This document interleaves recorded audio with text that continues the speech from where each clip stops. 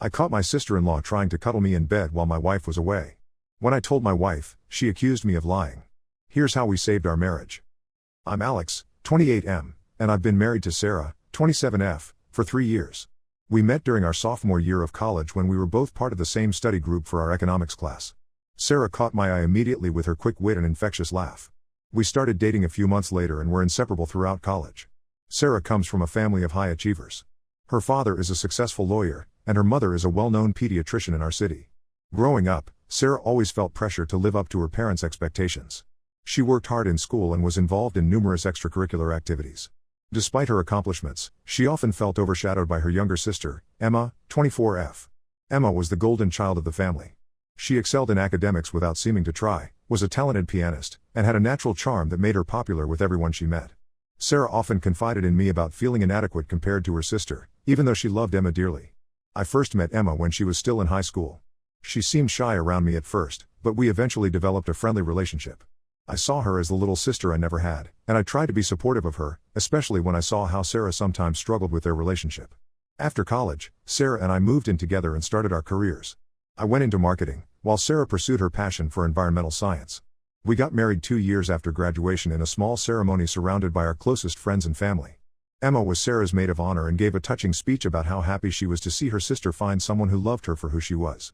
Life was good for the first few years of our marriage. Sarah and I were both advancing in our careers, and we had started talking about having children in the near future. We had a close group of friends and enjoyed hosting dinner parties and game nights at our apartment. Things started to change when Emma graduated from college last year. She had majored in computer science and landed a job at a tech startup in our city. Sarah was thrilled to have her sister nearby and suggested that Emma stay with us until she found her own place. I agreed, thinking it would be a good opportunity for the sisters to bond and for Emma to save some money.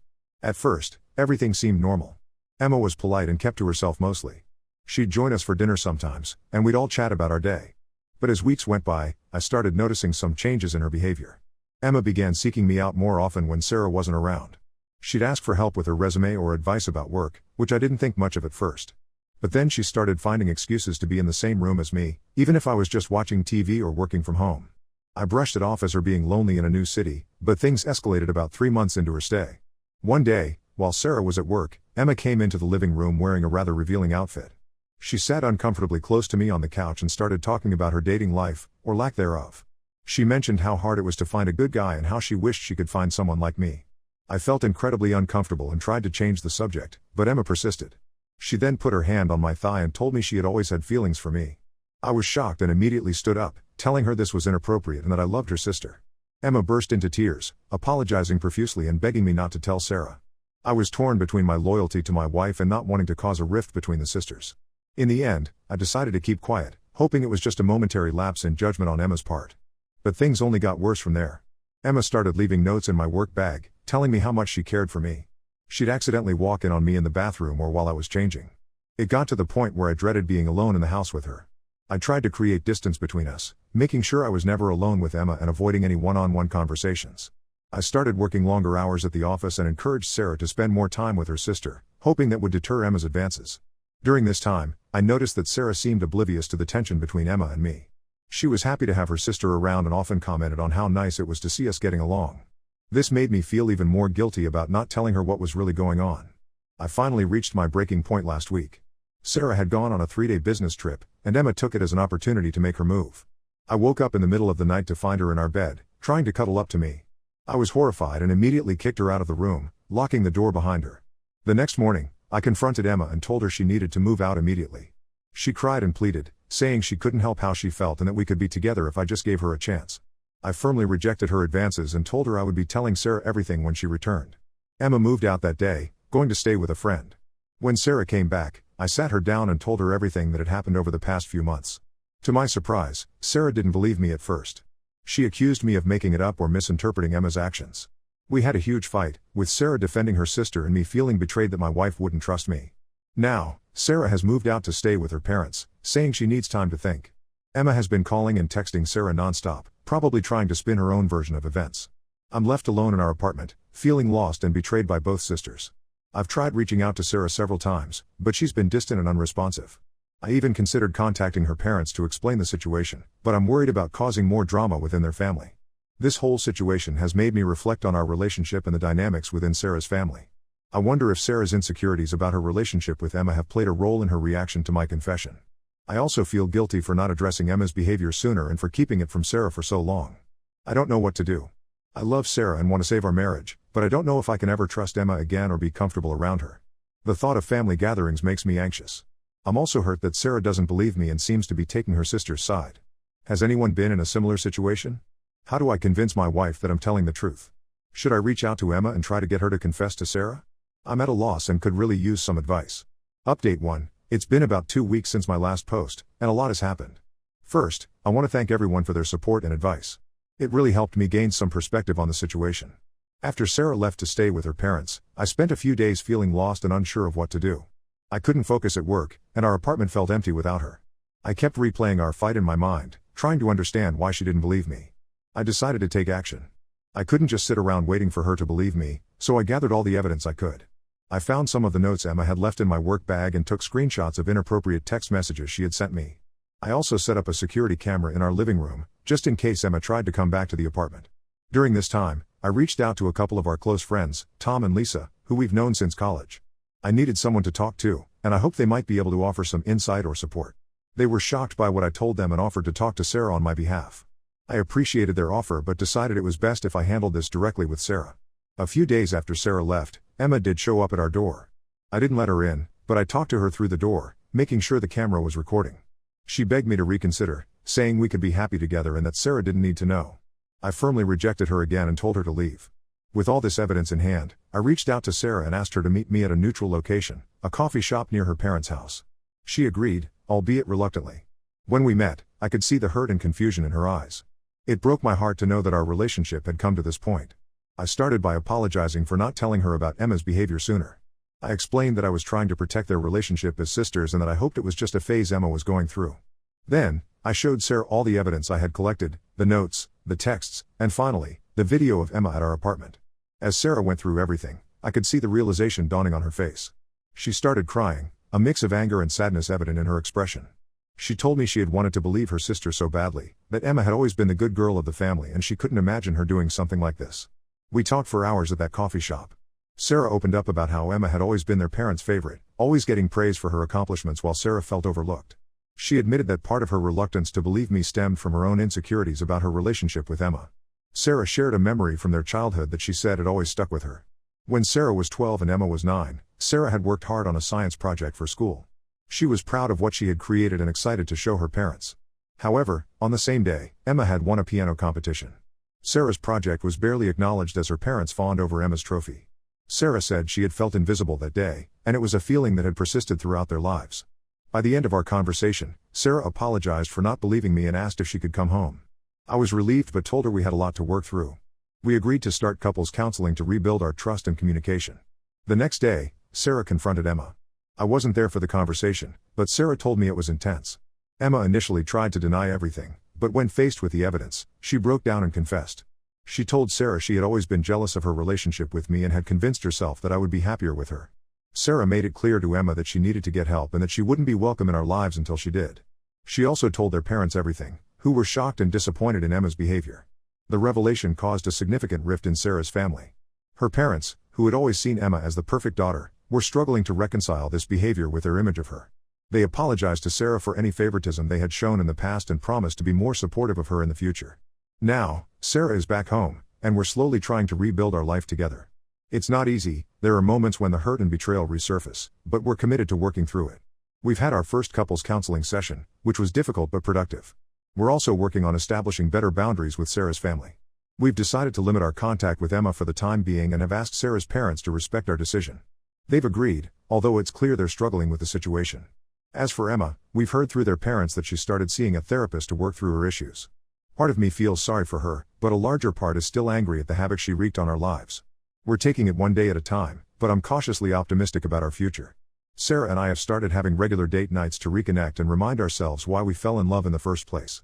We're also working on improving our communication, making sure to check in with each other regularly about our feelings and concerns. Thank you again for all your support, and I'll update if there are any significant developments. Update 2. It's been about a month since my last update, and I wanted to share some developments in our situation. Sarah and I have been attending couples counseling regularly, and it's been helping us work through our issues.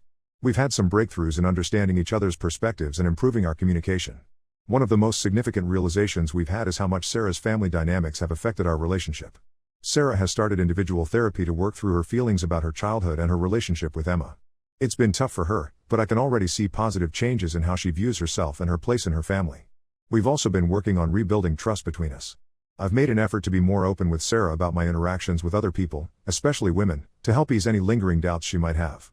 Sarah, in turn, has been making a conscious effort to believe me and trust my intentions. However, just as things were starting to look up, we hit another bump in the road. Last week, we received an invitation to a family gathering at Sarah's parents' house. It was for her father's 60th birthday, and the invitation made it clear that Emma would be there too. This put us in a difficult position. On one hand, we didn't want to miss celebrating with Sarah's father. On the other hand, the thought of facing Emma made both of us extremely uncomfortable. We discussed it at length and decided to go, but with clear boundaries in place. We arrived at the party, and the tension was palpable. Emma was there, looking subdued and avoiding eye contact with us. Sarah's parents seemed to be walking on eggshells, trying to keep everyone civil. I noticed Sarah's mother hovering around Emma, still showing signs of the favoritism that had caused so much pain in the past. Sarah noticed too, and I could see her tense up. We had discussed how to handle situations like this in therapy, so I gently squeezed her hand, reminding her that we were in this together. About an hour into the party, Emma approached us. She looked nervous and asked if she could speak to us privately. Against my better judgment, we agreed and stepped out onto the patio. Emma started by apologizing profusely for her actions. She said she had been attending therapy regularly and had come to realize how inappropriate and harmful her behavior had been.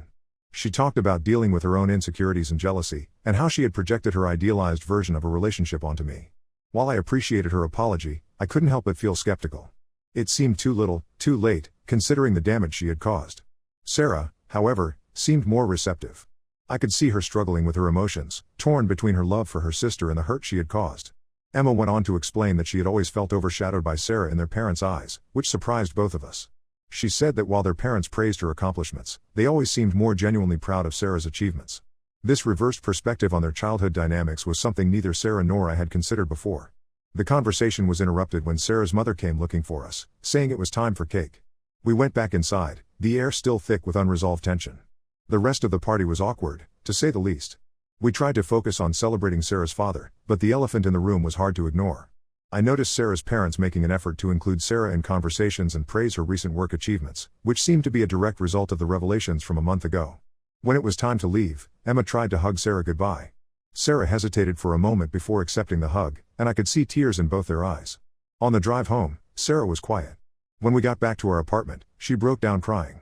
She told me she was confused about how to feel. Part of her wanted to forgive Emma and rebuild their relationship, while another part was still hurt and angry. I held Sarah as she cried, feeling conflicted myself. While I had no desire to have Emma back in our lives, I knew how important family was to Sarah. I told her that whatever she decided, I would support her, but that we needed to prioritize our marriage and our own well-being. We're now at a crossroads. Sarah is considering giving Emma another chance, slowly and with strict boundaries. I'm more hesitant, worried about the potential impact on our marriage and my own comfort. We've agreed to discuss it more in our next counseling session. I'm torn between wanting to support my wife and protecting myself from further hurt. How do we navigate this complex family dynamic while still safeguarding our marriage? Any advice would be greatly appreciated. Update 3, it's been 2 months since the family gathering, and I wanted to provide a final update on our situation. A lot has changed, and I think we've finally reached a resolution of sorts. After much discussion in counseling and between ourselves, Sarah and I came to a decision about how to handle the situation with Emma. We agreed that while we wouldn't cut her out of our lives completely, we needed to maintain strong boundaries. We had a meeting with Emma, facilitated by a family therapist. During this session, we all had a chance to express our feelings and concerns. Emma showed genuine remorse and provided insight into her behavior, explaining how she had been working through her own issues in therapy. Emma revealed that she had always felt pressure to be perfect because of the praise she received from her parents. This perfectionism led to intense anxiety and a fear of failure, which she had never felt comfortable expressing. She admitted that her feelings for me were more about wanting what Sarah had, a stable, loving relationship, rather than actual romantic love. We established clear guidelines for our interactions moving forward. Emma would not be allowed to visit our home or be alone with either of us. Any family gatherings would be attended with caution, and at the first sign of inappropriate behavior, we would leave. To our surprise, Emma agreed to all our terms without protest. She seemed to understand the gravity of her actions and the need for these boundaries. She also shared that she had started dating someone new and was working on building a healthy relationship. Sarah's parents were also part of this healing process. They attended a few family therapy sessions, where they acknowledged their role in creating the unhealthy dynamics between their daughters. They committed to treating both Sarah and Emma equally and supporting their individual journeys. Over the past few weeks, we've had a few family dinners with Sarah's parents. Emma was present, and while things were initially tense, they've slowly become more comfortable. Emma has respected our boundaries, keeping her distance from me and focusing on rebuilding her relationship with Sarah.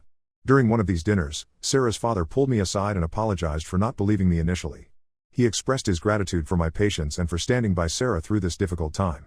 This gesture meant a lot to me and helped ease some of the lingering resentment I had been feeling towards Sarah's family. As for our marriage, Sarah and I are in a much better place now. The counseling has helped us immensely, improving our communication and trust. We've learned to lean on each other during difficult times and to always prioritize our relationship. We've also made some positive changes in our personal lives. Sarah has taken up painting as a way to express her emotions and build her self-confidence. I've started volunteering at a local youth center, which has given me a new perspective on family dynamics and the importance of healthy relationships. Sarah has also been working on her relationship with her parents, addressing the long-standing issues of favoritism and neglect she felt growing up. Her parents have been receptive, and they're all working on creating a healthier family dynamic. They've started having regular one-on-one time with Sarah, something she says she always craved as a child. While things aren't perfect, and we still have moments of doubt or discomfort, we feel like we're on the right path. We're cautiously optimistic about the future and are committed to maintaining the boundaries we've set. This experience has taught us a lot about the importance of trust, communication, and setting healthy boundaries, even with family. We've learned that it's okay to prioritize our own well-being and that sometimes, loving someone means setting firm limits. We're grateful for the support we've received throughout this journey and are looking forward to focusing on our future together. Sarah and I have started talking about having children again, feeling more confident in our ability to create a loving, stable home.